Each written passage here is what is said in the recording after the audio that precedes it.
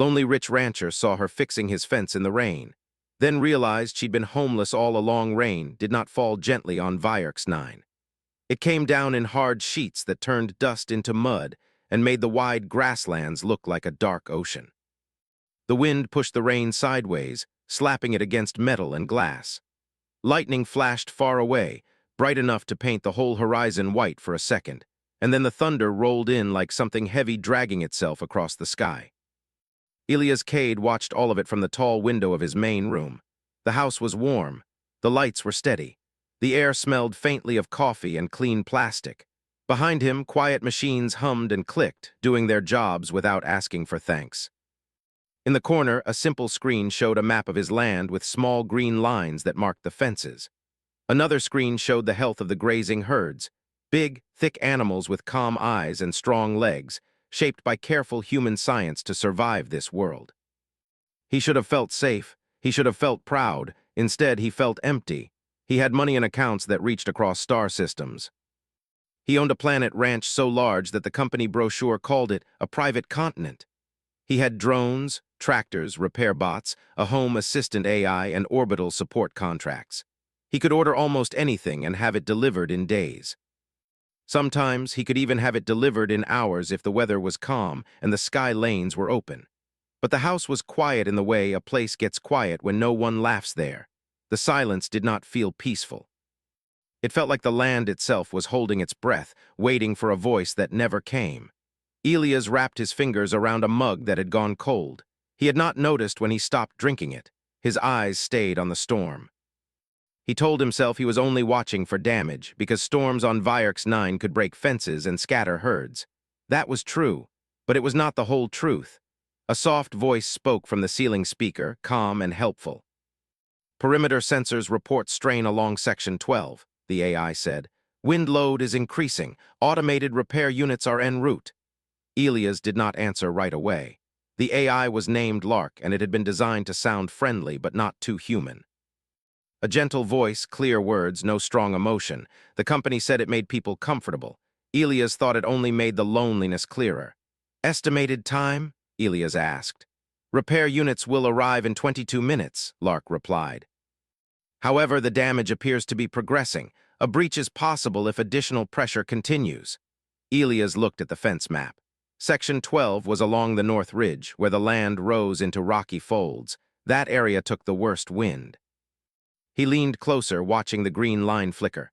The map zoomed in, showing the fence posts and the wire segments. One part of the line flashed yellow, then orange. Something moved outside the window. At first, Elias thought it was a shadow from lightning. Then he realized it was a person, a human shape small against the open land, moving toward the North Ridge. The figure walked with their head down, shoulders hunched against the rain. They were not in a vehicle. They were not under a drone umbrella. They were on foot in the storm, crossing his property like someone who had nothing to lose. Elias stood so quickly the chair behind him scraped the floor. Lark, he said sharply, track that person. There was a short pause. Visual confirmation acquired, the AI said. Human subject detected at 43.811 north, 12.006 east, moving toward Section 12. No transponder signal detected. Elias felt a tightness in his chest. No transponder meant no registered worker, no delivery crew, no traveler who had checked in at the orbital station. People on Vyerk's 9 did not walk around without a transponder unless they were hiding, or they were stupid, or they had fallen through every crack in the system. Send a warning, Elias said. A loudspeaker, tell them to stop. Attempting communication, Lark replied. A moment later, the outdoor warning system boomed across the storm, deep and metallic. This is private land. Stop and identify yourself. Seek shelter immediately. The figure did not stop. They turned their head once, just enough to show a pale face under wet hair, and then kept walking. Elias cursed under his breath. He grabbed his jacket from the hook by the door. The jacket was reinforced and waterproof, built for ranch work. He slid his arms into it and felt the familiar weight settle on his shoulders. He did not like going outside during storms, but he liked the idea of an unknown person on his land even less. A security drone hovered near the entrance, waiting. Elias waved it away. Stand down, he told Lark. No weapons, keep the herds calm, I'm going out. Recommendation, remain indoors, Lark said. Storm intensity is above safe threshold, security protocols. I said I'm going out. The AI paused, then softened its tone. Acknowledged. I will maintain link to your suit sensors. Please be careful. Elias stepped out into the rain and was hit instantly by cold water and hard wind. The sky felt close, like a heavy roof pressing down. Mud grabbed at his boots. Rain ran off his hair and down the back of his neck. He pulled up his hood and started toward the ridge. His land was open and wide. In good weather it was beautiful. The grass was silver green, bending like a field of soft blades. The air smelled sharp and clean, mixed with the strong scent of the grazing animals. The hills looked gentle, the sky looked endless. In the storm it looked like another world. Colors faded to gray, shapes became shadows. The wind made everything move in nervous, restless waves. Elias' home behind him became a distant block of light, and then it was swallowed by rain. He followed the AI's guiding line in his visor display. Lark marked the person's location with a pulsing dot. The dot moved steadily toward the flashing orange section of fence. Elias increased his pace. He was not young, but he was fit. Ranch work on a frontier world kept a body strong. Still, the storm fought him. Every step was effort. As he got closer to the ridge, the sound of metal snapping reached him even through the rain. A fence wire screamed under strain. Elias saw the fence ahead, dark posts lined across the slope. The wire between two posts sagged dangerously. One post leaned, almost pulled out of the ground. And there, right beside it, was the person, a woman. She was kneeling in the mud with her hands on the wire. She had no heavy suit, no powered tools, just a thin raincoat that looked too small and too old for this weather. Her hair clung to her face. Her fingers were red and bare, shaking slightly from cold. Yet she worked with fast, practiced movements, twisting the wire around the post, pulling it tight, using the storm's own moments of calmer wind to gain control. Elias stared for a second, shocked by the simple fact of it. She was fixing his fence. He stepped closer, careful not to startle her too much. "Hey," he called over the wind. "Stop that." She did not jump, but she did pause. Slowly, she looked up at him. Her eyes were dark, focused, and tired. Rain ran down her cheeks like tears that did not belong to her. "You're going to get hurt," Elias said, louder now. "Who are you? Why are you out here?" She glanced back at the wire as it shuddered again. "Because it's breaking," she said. Her voice was rough but clear. "And if it breaks, your herd will run." "That's my problem," Elias snapped. "Not yours." "If it breaks," she repeated as if he had not spoken, "they will stampede downhill. Some will fall, some will drown in the low creek, and the ones that survive will cross into the old terraforming zone. There are sinkholes there." Elias' anger faltered. Those were not guesses, those were details, the kind of details someone knew only if they had watched the land closely. "How do you know about the sinkholes?" he asked. She looked away, then returned to the wire. "Hold this," she said quickly without answering. "If you're going to stand there, at least be useful." Elias stared at her. The storm roared around them. Another gust hit the fence and the wire snapped half an inch loose. The post groaned. Without thinking too much, Elias grabbed the wire with his gloved hands.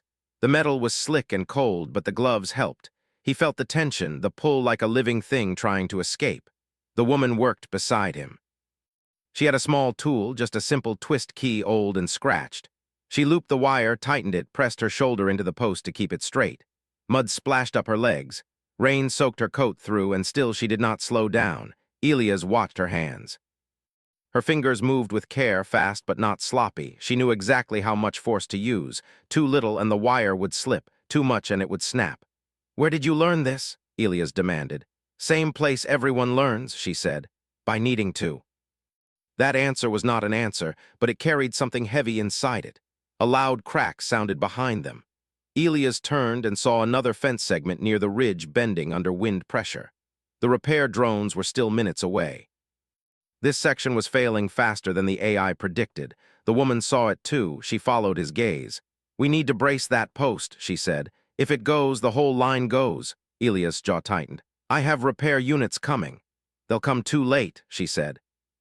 Elias hated being told that, especially by someone who had no right to be on his land, but he could see the truth in the wires trembling and the post's slow lean. "Fine," he said.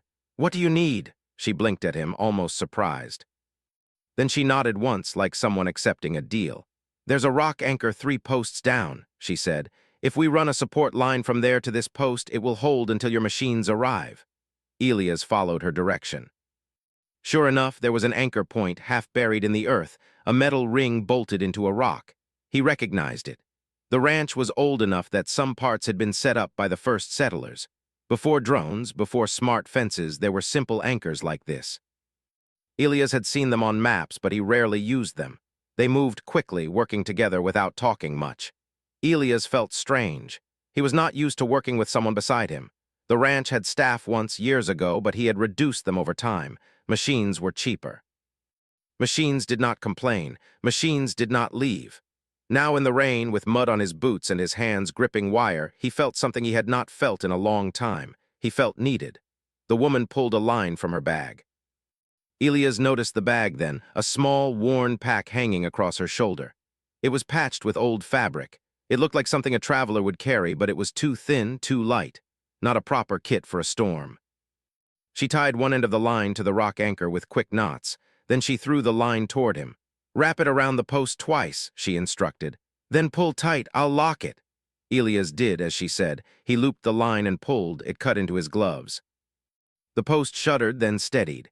"Now," she said. She hooked the line into a small clamp, again old and scratched, and snapped it shut. The clamp bit into the rope and held. The fence stopped screaming. The wire still shook, but it did not slip. The post held. For a moment, the storm seemed to pause. The rain was still heavy, but the wind shifted just enough to give them a breath of space. Elias exhaled and realized he had been holding his breath for too long. The woman looked at the fence, satisfied, then turned to him. In the brief calm, he could see her face better. She was younger than he first thought. Early 20s, maybe. There were faint bruises on her cheekbones, not fresh enough to be from today. Her lips were cracked from cold and dryness. There was a thin scar near her eyebrow.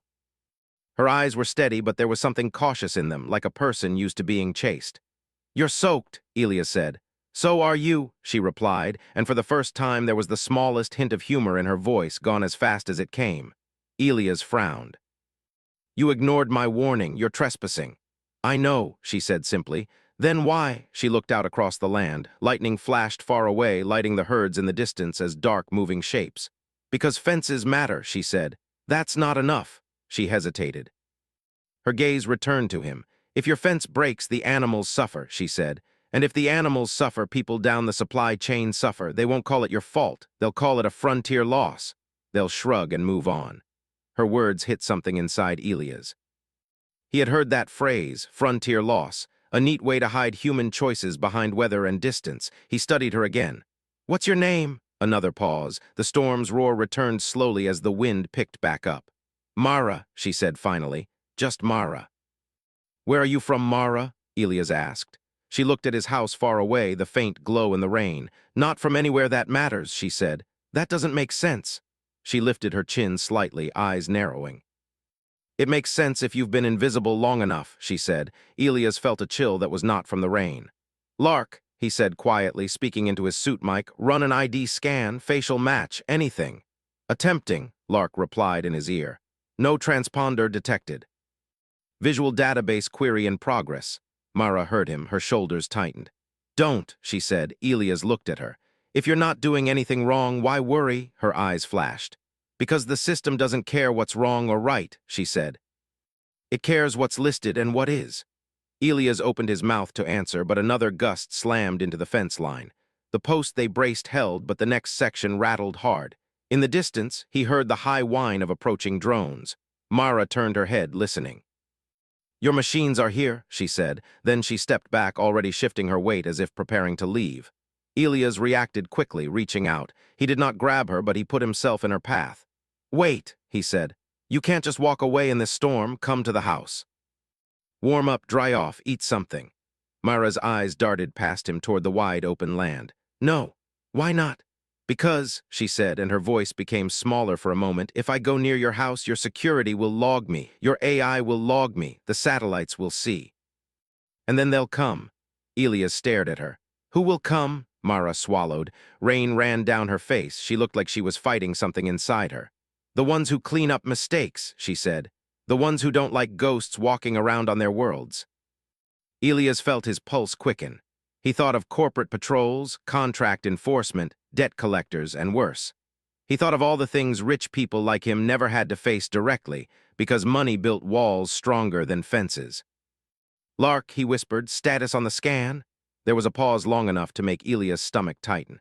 Then Lark spoke, and for the first time in years, the AI's voice sounded almost unsure. "Elias," Lark said, "there is no match, no registry entry. No colonial citizen record, no employment record, no travel record." Elias' eyes widened. He looked at Mara like she had changed shape in front of him. In the middle of his land, under his sky, fixing his fence with bare hands in the rain, stood a human being the system said did not exist. Mara watched his face and seemed to read the answer there. "Now you know," she said quietly. Lightning flashed again, and in that white instant Elias saw how thin she really was under the wet coat, how her shoulders looked sharp like someone who had missed too many meals. He saw the pack again, small and light, not a traveler's pack at all. Not a traveler, not a worker. Someone with nowhere to go. The drones arrived overhead, their lights cutting through the rain. They hovered and scanned the fence, then moved to attach new support lines and straighten posts. They did not pay attention to Mara. They were blind to her because the system did not expect her to be there. Elias felt something twist inside him, anger, guilt, and something like shame. He looked back at Mara and said, "You're coming inside." Mara shook her head once, firm. "No." Elias stepped closer. "You're freezing, you can barely stand." "I can stand," she said, but her voice wavered. "You fixed my fence," Elias said. "You saved my herd. The least I can do is—" Mara cut him off. "The least you can do is let me walk away." Elias stared at her. The rain kept falling. The drones kept working, neat and careful, like they could repair anything if you gave them enough metal and time. But they could not repair a person being erased. Elias lowered his voice. "If you leave, where will you go?" Mara's eyes flicked toward the far hills where the land became rough and broken. "Somewhere the scanners don't look," she said. Elias' mouth went dry. He could not stop himself from asking, "Have you been living out there?" Mara did not answer right away. She simply looked at him, and the silence was the answer. Elias felt the storm, the cold, the size of his land, and the terrible emptiness of all of it. Then Mara took one step back, preparing to slip away into the rain. The rain did not stop when Mara turned to leave. It kept falling in long, heavy lines that blurred the land into gray and shadow. The drones finished their work with quiet clicks and soft lights, then lifted into the sky and disappeared back toward Elias' house like obedient birds returning to a nest. Elias stood in the mud watching Mara take slow steps away from him. Her boots sank deep, and each step looked like it took more effort than she wanted to show. The wind pushed against her thin coat and it flapped around her legs like a loose flag. "Stop!" Elias said. His voice was not loud, it was not sharp, it was simply firm like a line drawn in the dirt. Mara paused, she did not turn right away. "You don't have to do this," she said. "You've done enough." Elias walked forward, careful not to slip. He stopped a few feet away from her. "I don't even know what I've done yet," he said. "All I know is that you're cold, wet, and alone in the middle of a storm on my land." "That's my problem," Mara said, using his words from before. Elias shook his head.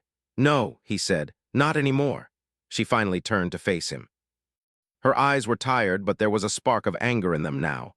"You don't understand," she said. "People like you always think helping is simple. It never is." Elias felt the words hit him.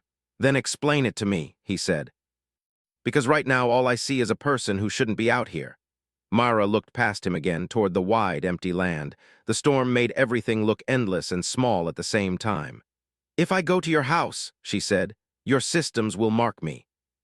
Your AI already tried to scan me. It will keep trying. The satellites will notice something strange, a human with no record staying in a registered zone." "And?" Elias asked. "And that makes me a problem," she said. "Problems get solved." Elias thought of the corporate ships he had seen in orbit from time to time. He thought of official messages about recovery operations and colony cleanup. He had never paid them much attention. They were far away, out in space, not on his land, not in his life. Now one of those problems was standing in front of him, shaking from cold. "You can stay without being logged," Elias said slowly. Mara frowned. "That's not how systems work." "That's how mine can work," Elias said. She studied him like she was trying to decide if he was lying or just foolish. "Lark," Elias said quietly, "can you create a blind zone?" There was a pause in his ear. "Define parameters," the AI replied. "Area around my main house," Elias said. "No external data sharing." No satellite pings, no identity scans. That would violate corporate monitoring agreements, Lark said. Elias clenched his jaw. I'll handle the agreements. Another pause. The wind filled the space between heartbeats. Blind zone creation is possible, Lark said. However, it will raise internal alerts within 30 days. Then I have 30 days, Elias said. Mara stared at him. You don't know what you're risking. Elias gave a short laugh without much humor. I own half a planet. People have been risking things for me my whole life. Maybe it's time I risk something back. The storm picked up again, and a strong gust made Mara stumble. Elias reached out without thinking and caught her arm. She tensed, ready to pull away, but he did not grab hard. He just steadied her. Her arm felt thin under his glove. Come inside, Elias said. Just for the night. If you still want to leave in the morning, I won't stop you. Mara looked down at his hand on her arm. Then she looked up at his face. Rain ran down both of them, but Elias could see her clearly now. The fear, the pride, the deep tiredness that no sleep could fix. Slowly she nodded. They walked back together toward the house. The light grew brighter as they got closer, a warm square in the storm. The door slid open when Elias approached, and heat washed over them, carrying the smell of clean air and cooked food. Mara hesitated at the doorway. Lark, Elias said, blind zone now. Activated, the AI replied.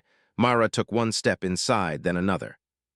The door closed behind them with a soft sound that felt louder than the thunder outside. The house was simple for a place so large. Elias had never cared much for decoration. There were clean floors, strong furniture, and wide windows that showed the land. That was enough for him. Myra stood near the door, dripping water onto the floor. She looked around like she expected something to jump out at her. You can take off your coat, Elias said. There's a dryer unit in the side room. I'll get you something warm. She did not move right away. You're really doing this? She said. Yes, Elias said. She slowly shrugged off her coat. It was even thinner than it looked. Under it, she wore a faded shirt and pants that were patched in several places. Elias tried not to stare, but he noticed how her clothes hung loose on her frame. He led her to the side room and showed her how to use the dryer. She placed her coat and shirt inside, then stood there in her damp pants, arms crossed over her chest.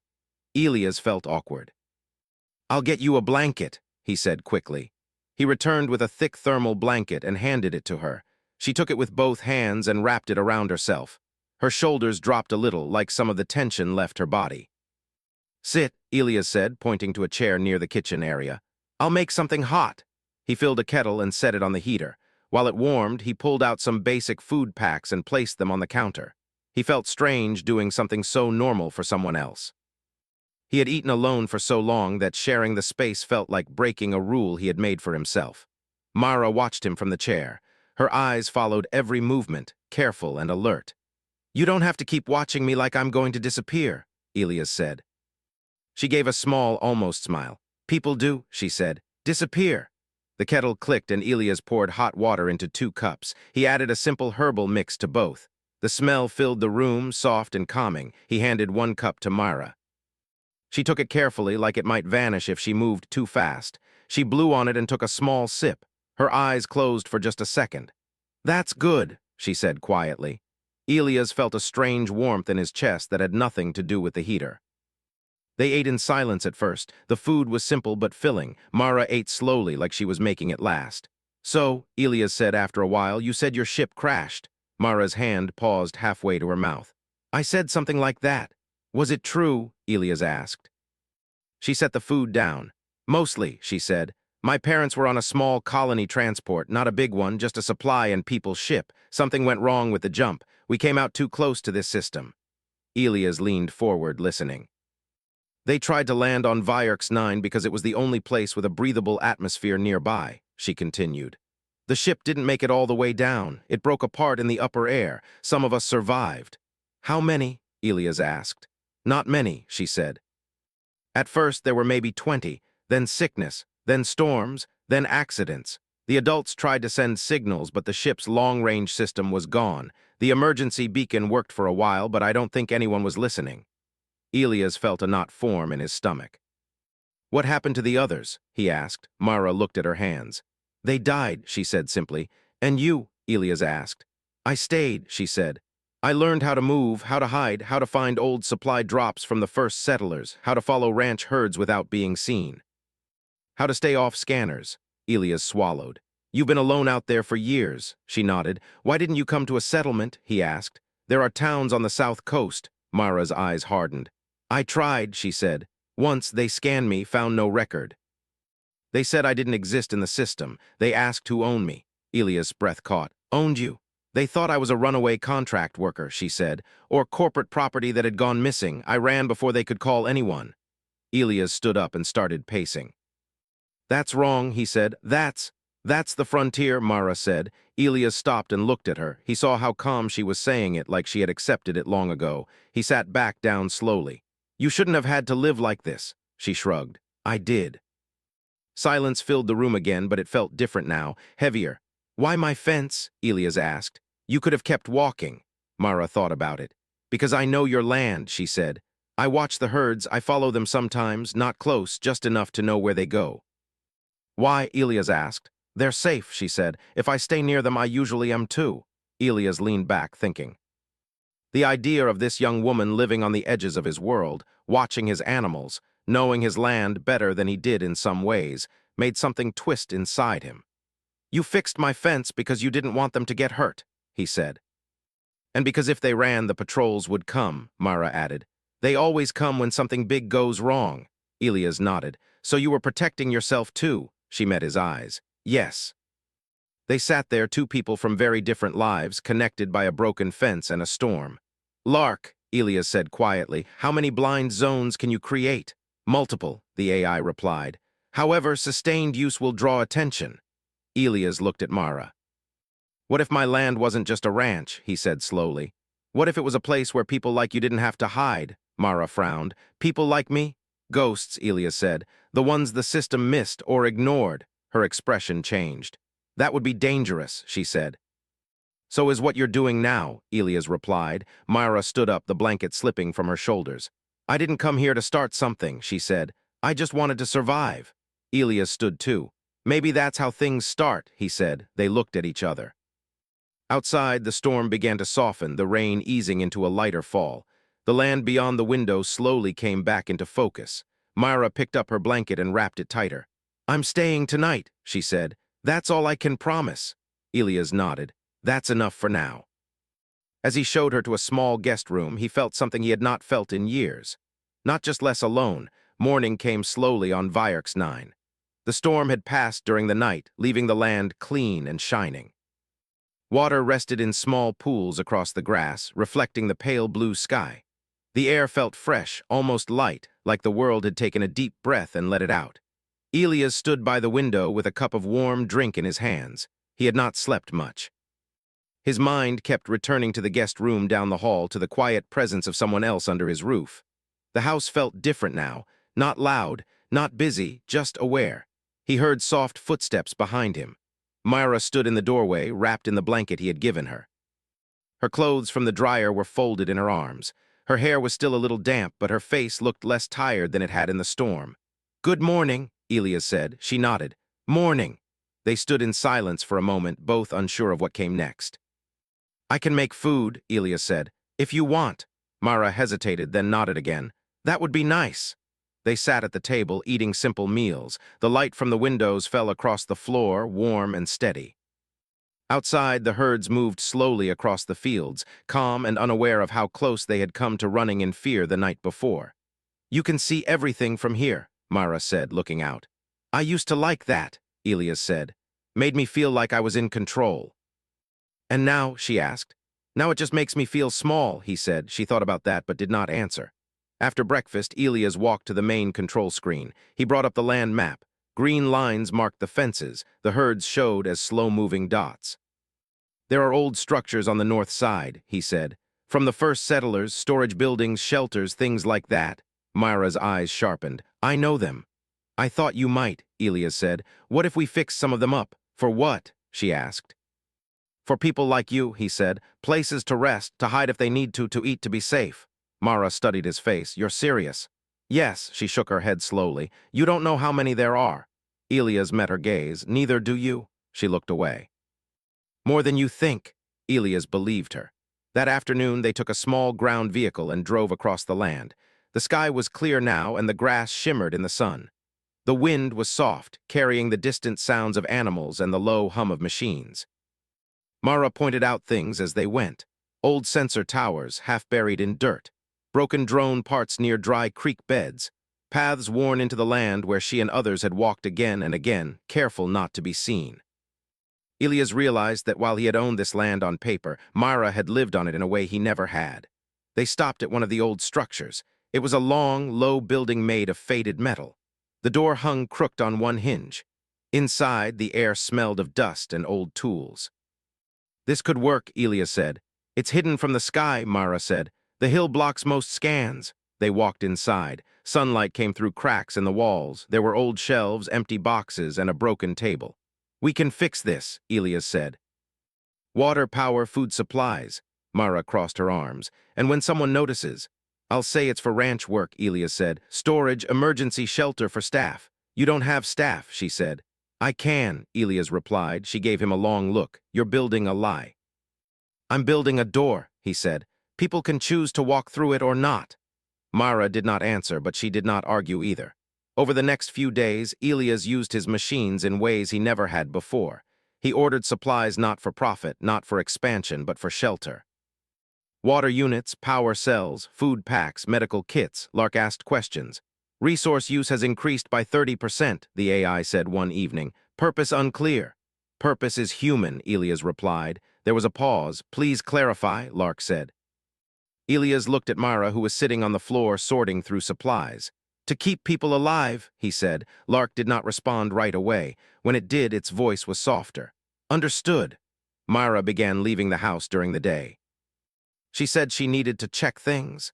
Elias knew what that meant. She was reaching out to others. One evening, she came back with a man. He was older, with a gray beard and a limp in one leg. His clothes were worn and patched. His eyes moved constantly, checking corners and shadows. "This is Tomas," Mara said. "He worked on the first terraforming crews. They left him behind when the company pulled out." Tomas looked at Elias like he expected to be chased away. Elias held out his hand. "You're welcome here," he said. Tomas hesitated, then shook it. His grip was strong. More people came after that. A young woman who had been born on a mining rig and never registered. A pair of brothers who had run from a debt contract on another world. A quiet child who stayed close to Mara and did not speak much at all. They stayed in the old structures at first. Elias made sure there was food and water waiting. He set up blind zones around the shelters. The ranch began to change, not on the maps, not in the reports, but on the ground in small, human ways. Fires at night, soft voices, laughter that carried on the wind. Elias felt something inside him grow, not pride, not control, belonging, but the sky did not stay empty. One morning, Lark spoke in a sharper tone. "Orbital traffic detected," the AI said. "Unscheduled corporate recovery vessels." Elias felt his chest tighten. "How many?" "3 ships," Lark replied, "entering high orbit." Mara was standing near him. She went still. "They're here for us," she said. Elias clenched his fists. "Not if I can help it." The ship sent a message, a clean, official signal. "Elias Cade," the voice said, calm and firm. "Your property is under review for compliance. We will be conducting a standard audit." Elias knew what that meant. Scans, searches, data checks. "They'll find the blind zones," Mara said. "Yes," Elias said. "Eventually." "What will you do?" she asked. Elias thought for a moment. Then he walked to the main broadcast system. "I'm going to tell the truth," he said. He sent a message across the local network. Not just to the ships, to settlements, to ranches, to anyone listening. "My land is sheltering people the system has forgotten," Elias said. "They are not property, they are not mistakes, they are human." The response was not immediate. Silence followed his words. Then messages began to come in, some angry, some afraid, and some thankful. The ships in orbit changed position, their lights shifted. "They're preparing to drop drones," Lark said. Mara stepped closer to Elias. "This is bigger than you now." Elias nodded. "Good." The first drones appeared in the sky like dark dots against the blue. They spread out, moving toward the shelters. People on the ground began to move. Some ran, some hid. Mara stood still. Elias walked outside, raising his hands. He activated the loudspeaker. "This land is under my protection," he said. "You do not have my permission to take anyone." The drones paused. A voice came through the speaker, colder than before. "Your permission is not required." Elias felt fear rise in his chest, but he also felt something stronger. Then you'll have to take me too, he said. Behind him, Mara stepped forward, then Tomas. Then the others. They stood in a line, small against the wide land and the watching sky. For a moment, everything was still. The drones hovered. Messages flooded the network. Other ranchers. Other settlers. We see you. We're watching. We remember. The ships in orbit did not move closer. Elias looked at Mara. Her eyes were bright, not with fear, but with something like hope. The wind carried the sound of voices across the fields, not just from his land. From many places. And for the first time, Elias understood that this was no longer about a fence or a ranch or even a single world. It was about who got to be seen. The land did not fall silent after the drones stopped. The wind still moved through the grass. The herd still walked slowly across the fields, but something had changed in the air, like the world itself was waiting to see what would happen next.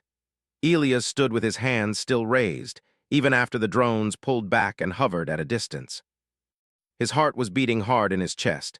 He could feel it in his throat, in his ears, in his hands. Behind him, he knew the others were standing close. He did not turn, but he felt their presence like a wall at his back. Mara stepped forward until she was beside him. "They're not leaving," she said quietly. "No," Elias said. "They're thinking." The drones stayed in the sky like dark birds. The ships in orbit sent no more messages, but their lights remained steady, watching. That night, no one slept much. People gathered near the old shelters. Small fires burned inside metal barrels. Food was shared. Stories were told in low voices. Some people cried. Some laughed. Some simply sat and stared at the stars like they were trying to remember what it felt like to belong to the sky instead of hiding from it. Elias walked among them. He listened more than he spoke. A woman told him how she had worked on a water station for 10 years and then lost her job when the company sold the station. Her contract had been tied to the station, not the work. When the station changed owners, she became unassigned. A man told him how he had been born on a transport ship and never registered because the ship was off-grid at the time. When his parents died, no one knew what to do with him. A teenager told him she had run from a labor camp on a mining world and hidden in cargo holds until she ended up here. Each story felt like another weight added to Elias' chest. Mara watched him as he listened. She saw his face change with every voice.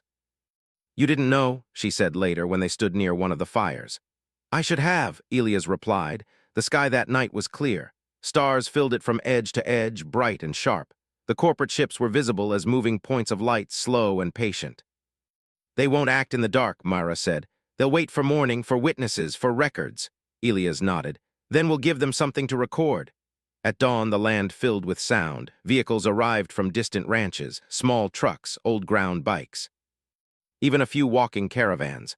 People stepped out, curious, cautious, and then slowly more confident as they saw others like them.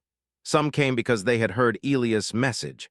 Some came because they had heard rumors. Some came because they had their own ghosts to protect. The field near the main house became a gathering place. People stood in small groups, talking, pointing at the sky, looking at the shelters on the hills. Myra moved through the crowd, greeting people quietly. Some knew her, some did not, but they listened when she spoke. Elias stood on the steps of his house, looking out at what his land had become. Lark spoke in his ear.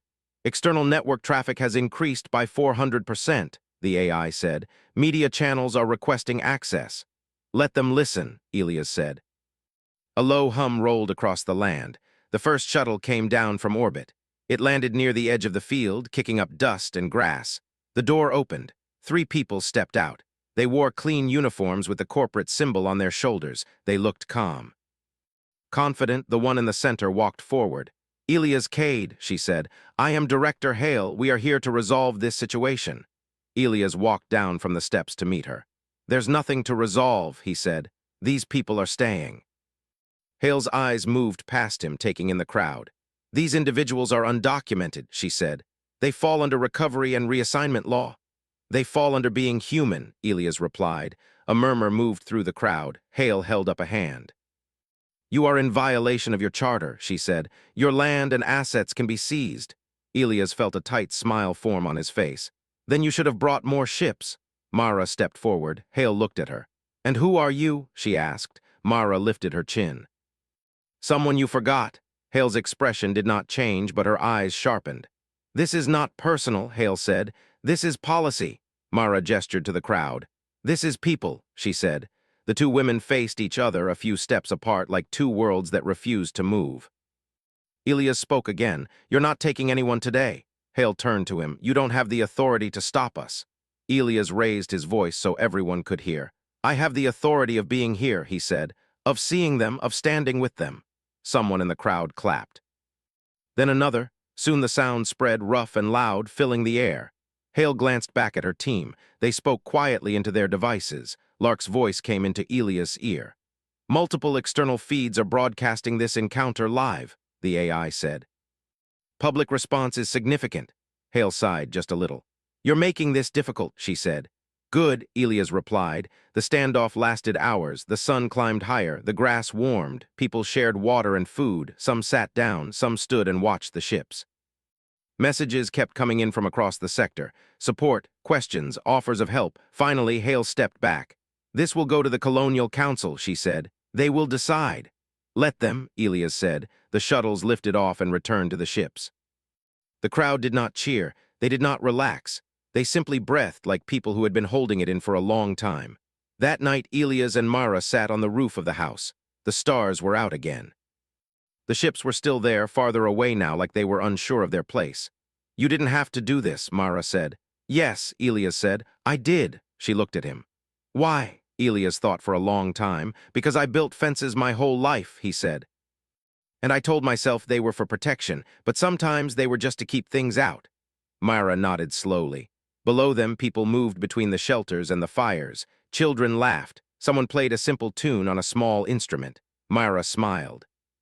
"This place feels different," she said, "like it's real." "It always was," Elias replied. "We just weren't looking at it the same way." Days passed, more people came. Supplies arrived from unexpected places. Other ranchers sent food. A town on the coast sent medical workers. The council's decision was slow. Messages went back and forth. Arguments filled the networks. Elias gave interviews. Mara spoke too. She told her story and others told theirs. The word ghost began to change its meaning. It stopped meaning someone forgotten. It started meaning someone who refused to disappear. One evening, Lark spoke again. "Incoming priority message from the Colonial Council," the AI said. Elias and Mara stood together in the main room as the message played. The council's voice was formal, careful. "Pending further review," it said. "All recovery operations in this sector are suspended." Elias closed his eyes. Mara let out a breath she had been holding for years. The message from the Colonial Council did not end the tension in the air. It only changed its shape. The ships in orbit pulled back, moving farther into the dark sky, but they did not leave the system. Their lights still blinked like distant eyes. People on the ground noticed. They always noticed. Life on the ranch continued, but now it moved in a careful way, like someone walking across thin ice. Elias walked through the shelters every morning. He checked the water units, the food stores, the power cells. He spoke with people, learned names, listened to worries. He had never known so many people on his land before. He had never wanted to. Mara stayed close to him, but she also moved through the crowd, talking to those who were still afraid. Some had come from places where trust had gotten them hurt. Some were waiting for the council to change its mind. "Nothing stays safe forever," a man said to her one day. "Not on the frontier," Mara nodded. "But sometimes it stays safe long enough," she replied. Elias heard about protests in distant towns. He heard about debates in council chambers. He heard about companies complaining that assets were being lost. For the first time, he paid attention to those words. One afternoon, Lark spoke in a new tone. "Long-range broadcast detected," the AI said. "Sector-wide." Elias and Mara stood in the main room as the message filled the air. The voice was not corporate. It was human, older, calm. "This is Speaker Rowan of the Colonial Council," it said. "We are addressing the matter of undocumented citizens across human space." Mara held her breath. "For too long," the voice continued, "we have allowed systems to decide who exists and who does not. We have allowed distance and profit to erase lives." Images appeared on the screen. Faces, people from the ranch, people from other worlds, children, workers, families. "Today," Rowan said, "we recognize that being human does not require a record. It requires a heartbeat." Silence filled the room when the message ended. Then someone outside shouted. Elias and Mara ran to the window. People were gathering, pointing at the sky. A new symbol appeared on the network feed, flashing across screens and personal devices. A simple mark, a star with a hand beneath it. Lark spoke. Council has issued a provisional ruling, the AI said. All undocumented individuals are to be recognized as free citizens. Recovery operations are permanently suspended. New identification systems will be voluntary, not mandatory. Mara covered her mouth. Elias felt like his legs might give out. Outside, cheers rose across the field. People hugged. Some fell to their knees. Some laughed like they had forgotten how not to. Mara ran out into the crowd. Elias followed. Tomas lifted the quiet child into the air. The child laughed, a clear, bright sound that cut through everything else. Mara stood in the middle of it all, tears running down her face, but she was smiling. Elias walked to her and stopped a few steps away. "You did this," she said. Elias shook his head. "You did." She took a step closer. "You gave us a place to stand." Elias looked around. At the shelters, the fires, the people. "I didn't know what to do with all this land," he said. "Now I do." The ships in orbit moved again. This time they did not just pull back, they left. The sky looked wider without them. Days turned into weeks. The ranch became something new. The old shelters were repaired and expanded. A small school opened in one of the buildings. A clinic opened in another. People planted gardens near the creek. Children ran between the fences, no longer afraid of being seen. Elias changed the ranch's name in the system. It was no longer listed as a private holding. It was listed as a settlement. Mara worked with the council's volunteers, helping others find family members, helping people travel safely to places they wanted to go. Some stayed. Some left, some came back with friends. One evening, Elias and Mara walked along the same fence where they had first met. The post still stood strong. The wire was clean and tight. "It looks different now," Mara said. "It's just a fence," Elias replied. She smiled. "It feels like more." They stopped and looked out across the land. The sun was setting, painting the sky in soft gold and pink. "Do you ever miss being invisible?" Elias asked. Mara thought about it. "Sometimes," she said. "It was quiet, simple." "And now?" Elias asked. "And now it's real," she said. They stood there as the light faded. Later that night, Elias sat alone in the main room, looking at the land map on the screen. Green lines still marked the fences. But now there were other marks too. Homes, paths, names. Lark spoke softly. "Your resource output has decreased by 40%, the AI said. "However, external support has increased." Elias smiled. "That sounds like a fair trade." "Do you require assistance?" Lark asked. Elias looked out the window where he could see people moving between lights in the distance. "No," he said. "I think I finally know what I'm doing." Mara knocked on the doorframe and stepped inside. "They're having a gathering near the creek," she said. "You should come." Elias stood up. "I wouldn't miss it." They walked together into the night. By the fire, people sang. Someone told a story about the first day they had arrived at the ranch, scared and tired. Someone else told a story about the storm and the fence and the girl who had fixed it with bare hands. Mara shook her head, embarrassed. Elias laughed. The stars above them were bright and clear. No ships, no blinking lights, just sky. A child tugged on Elias' sleeve. "Is it true you own all this?" the child asked. Elias crouched down. "No," he said, "I just take care of it." The child frowned. "Who owns it then?" Elias looked at the crowd, at Mara at the fire. "We all do," he said. The child nodded, satisfied, and ran off. Mara watched Elias. "You've changed," she said. "So have you," Elias replied. She smiled. "I used to hide from the sky." "And now?" Elias asked. "And now I look at it," she said, "because it looks back." The fire burned low as the night grew quiet. People drifted away to sleep. Elias and Mara stayed a little longer, listening to the wind in the grass. "Do you ever think about what comes next?" Mara asked. Elias nodded. "Every day." "Does it scare you?" she asked. "Sometimes," he said, "but not the way being alone did." Mara leaned back on her hands and looked up at the stars. "I used to think the universe was a place that forgot people," she said. "Now I think it's a place that waits for them to speak." Elias followed her gaze. Far across human space, messages spread, stories of a ranch. A storm, a fence, a girl who did not exist, and a man who decided that was not good enough. Other places began to change, slowly, quietly, but they changed. On Vyerx 9, the land rested under the stars, no longer just a place of fences and profit, but a place of voices and footsteps and light. Elias and Mara stood side by side, not as a rich rancher and a homeless ghost, but as two people who had drawn a line in the dirt and said, without shouting, without weapons, without fear,